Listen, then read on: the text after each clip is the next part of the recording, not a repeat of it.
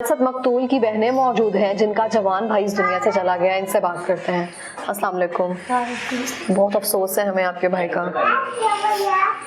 आप मुझे बताएंगी आप उस दिन घर में थी, कहाँ पे थी? हम घर पे ही थे। आप इधर आई हुई थी? जी हम अच्छा। इधर ही आए थे। 10वां मुहर्रम था तो पैसे दे के गया घर के ख़त्म दिला लेना। अच्छा। तो मामा से पैसे दिए मामा को कि ख़त्म दिला लेना। मामा ने हमें कहा तुम लोग आ जाओ ख़त्म दिला लें। तो हम आए हैं तो हमें कोई लड़का आके बता रहा है कि तुम्हारे भाई को गोलियां लग गई। आप वैसे ही खत्म के लिए आई हुई थी? जी हमें कह रहे हैं तुम्हारे भाई को गोलियां लग गई है। मैंने कहा वैसे ही जख्मी हो गया होगा। फिर भी देखते हैं, हम गए हैं भाग के जाके देखा है उसे तो लड़की आगे नहीं जाने दे रहे हमें। मैं बाजू छुड़वा के अपना आगे गई हूँ तो जब देखा है तो वो तो ख़त्म हो गया था। इतना खून उसके दिमाग में से निकला हुआ था ना, तो देखा नहीं जा रहा था। देखा नहीं जा रहा था। और कौन बहन है कि जो अपने भाई का खून देख सकती हैं? इतनी सी चोट लग जाए तो देखा नहीं जाता। तो वो तो भाई के दिमाग में से इतना खून निकला हुआ था। इकलौता भाई वो था। तो मेरा एक भाई था और मेरे साथ इतना प्यार था उसका। बहुत छोटा था आपसे? मुझसे 2 साल छोटा था आपसे? मुझसे 2 साल छोटा था। बहुत प्यार करता था मेरे साथ और मैं भी उससे बड़ा। हमने तो मन्नतों से लिया था।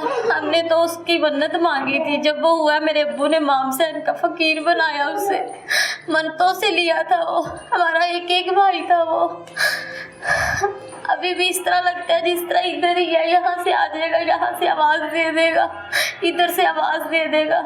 अब तो हमें कोई पानी पूछने वाला भी नहीं रहा इस घर में कि कोई हमें पानी पिलाएगा हम जब आएंगी तो। आप शादीशुदा हैं? जी। तो घर के हालात आपके सामने थे, जैसे आपकी वालिदा भी काम करती थी, वालिद भी काम करते थे, तो भाई के बाद एक निज़ाम दुरुस्त हो रहा था। हाँ जी, वो रोज़ खर्चा देता था अम्मी को। अम्मी भी काम करती थी। अम्मी किराया दे देती थी, वो बिल दे देता था, घर का खर्चा करता था, दूध ला देता था, सब्जी ला देता था, तो खर्चा करता था। बहनों ने आना है उनको पूछता था हमें। भाई होने का मुकम्मल फर्ज अदा कर रहा हमें था। पूछता था क्या खाना है। मेरी तबीयत ख़राब हो जानी, जल्दी जल्दी बोतल मंगवा लेनी कि ये लो तुम बोतल पियो, तुम्हारा बीपी लो है। 9वें मुहर्रम में उसके साथ मोटरसाइकिल पे बैठ के आई हूँ, मुझे लेके आया है। मैंने उसको जब भी डाल ली मुझे नहीं पता था कि मैं उसके साथ पहली आखिरी दफ़ा बैठ रही हूँ। मुझे नहीं पता था। मेरे भाइयों से तो वैसे भी बेटों की तरह प्यार होता है। हाँ, जिम जाता था तो इतना माशाल्लाह प्यारा जिस्म किया हुआ था अपना। तो मैं कह रही हूँ कितना प्यारा जिस्म हुआ हुआ तुम्हारा। बॉडी बनाई हुई थी उसने अपनी माशाल्लाह। अपना भी बड़ा ख्याल रखता था, खुराक खाता था। दुनिया से इस तरह चला जाएगा हमें बिल्कुल नहीं पता था। इतनी जल्दी चला जाएगा नहीं पता था। अकेला भाई था हमारा और हमारा तो कोई सहारा भी नहीं है। हमारे तो अब्बू भी फोत हो गया। अभी अब्बू का गम नहीं ख़त्म हुआ था। अभी 2 साल हुए थे। इस तरह लगता था जिस तरह 2 दिन हुए हैं। तो अब्बू का गम नहीं ख़त्म हुआ तो ऊपर से ये भी चला गया। पहले कभी आप ये मंशियात फरोशों के बारे में सुना है आपने इलाके में? जी वंडाले में करते हैं ये मंशियात फरोख्त। तो ये मेरी जो बहन सिस्टर है ना, इसके घर के पास ही उनके जो मंशियात फरोख्त है। तो उन्होंने तो लाइनें बनाई होती हैं। लाइनें किस चीज़ के? नशेइयों ने लाइनें बनाई होती हैं तो उनको स्टिक्के मारते हैं कि लाइनें सीधी करो अपनी।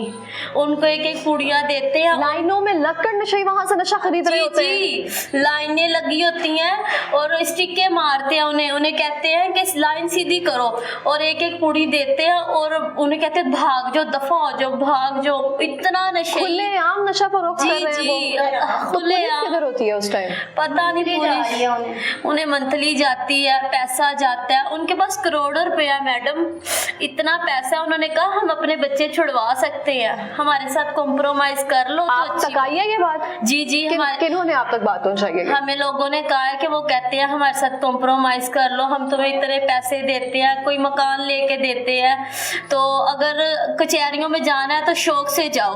अच्छा। हम तो पैसा लगा सकते हैं, तो तुम लोग हमारे साथ कॉम्प्रोमाइज कर लो, हमसे पैसा ले लो, मकान ले लो, घर ले लो। किसके लिए मेरी माँ मकान ले?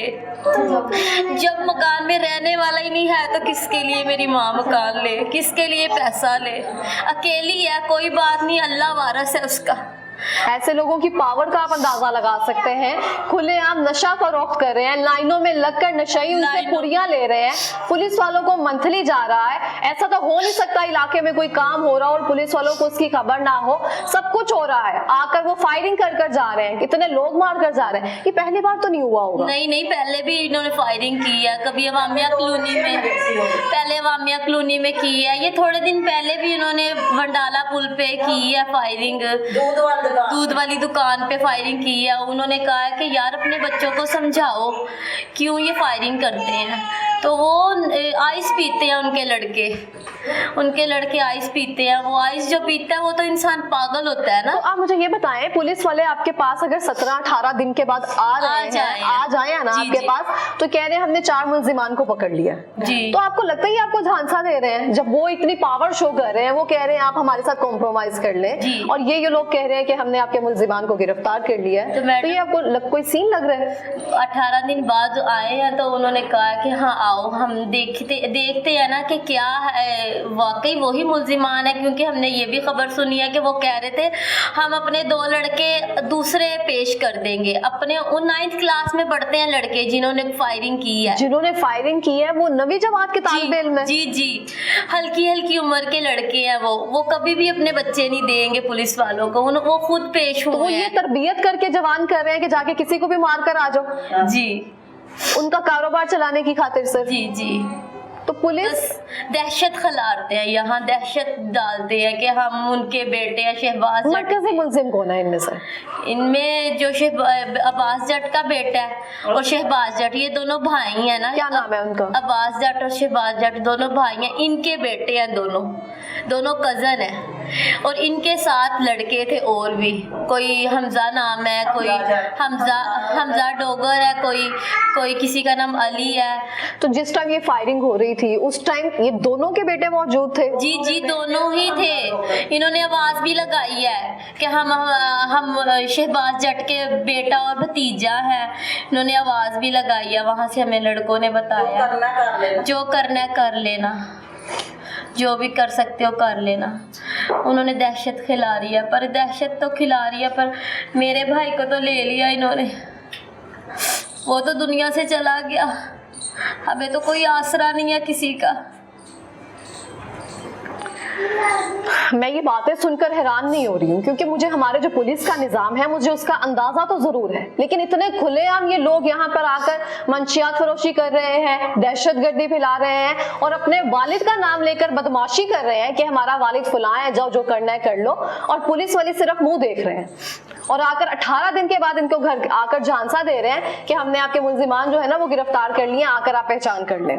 तो ये मुझे समझ नहीं आती है हो क्या रहा है। तो आईजी पंजाब साहब से दोबारा से मैं दरखास्त करना चाहूंगी कि आपकी मेहरबानी, जो भी आपके पुलिस हकाम है आप उनको देखें, नोटिस लें, वो क्या कारकर्दगी कर रहे हैं, जो आप उनको दे रहे हैं इंस्ट्रक्शन उस पर पूरा उतर रहे हैं भी कि नहीं। जो हम कोई भी अगर उनके पास वाकया जा रहा है वो तो बात की बात है ना, लेकिन जो उनके सामने हो रहा है उसको तो टारगेट करें। वो लोग खुलेआम लाइनों में लगकर अगर कोई मंशियात फरोशी कर रहा है और पुलिस देख रही है, मंथली जा रही है, तो मुझे लगता है ये शर्म का मुकाम है। तो आपको ये अपील करना चाहेंगी? मेरी बस यही अपील है कि ना मेरे भाई को इंसाफ दे दो, और हमें कुछ नहीं चाहिए। वो गुनहगार था, बेकसूर था, उसको बस इंसाफ दे दो। हमें और कुछ नहीं चाहिए, ना पैसा चाहिए, ना किसी का घर चाहिए। हमारा भाई नहीं रहा, हमने किसी से क्या लेना है, किसके लिए लेना है। तो आपने उन लोगों को जवाब क्या दिया है? हमने वो बंदों से यही कहा कि हमें कुछ नहीं चाहिए।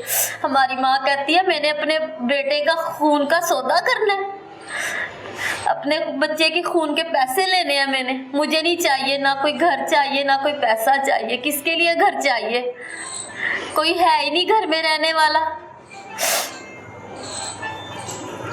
तो अब आपकी वालिदा जो है, जैसे कि वो खुद ही घर चला रही हैं, जिस तरह से अभी आप गुजारा चलेगा तो कैसे चलेगा? आपको कुछ समझ आती है? बस मेरे मामूओं ने थोड़े बहुत मेरी अम्मी को पैसे दिए थे, उसी से ही थोड़ा थोड़ा गुजारा कर रही है। तो रोज़ रोज़ तो कोई किसी को देता नहीं है। अब मेरी अम्मी काम पे जाना शुरू कर दिया, मेरी अम्मी काम पे जा रही हैं, क्योंकि घर में रह रह के वो दिमाग उनका बिल्कुल रो रो के बुरा हाल हो गया था उनका। जिस माँ का जवान बेटा चला जाए तो वो क्या कर सकती है? तो वो अब काम पे जा रही हैं, मेरी अम्मी जहाँ काम करती हैं वो भी थोड़ा बहुत एहसास करते हैं। उनकी अपनी दूध की दुकान है, दूध वगैरह दे देते हैं हमें, मेरी माँ को खर्चा दे देते हैं, खाना खिला देते हैं, खाना खा के जाना तुम, बस एहसास करते हैं थोड़ा बहुत। और तो चलें, आपको अल्लाह पाक सब्र दे। हम साथ अपील भी कर रहे हैं कि आपको इंसाफ दिलवा सकें। जी, मेरी भी अपील है मरियम नवाज से कि वो हमारा साथ दे, मेरी माँ का साथ दे, हमें और कुछ नहीं चाहिए, हमारा साथ दे।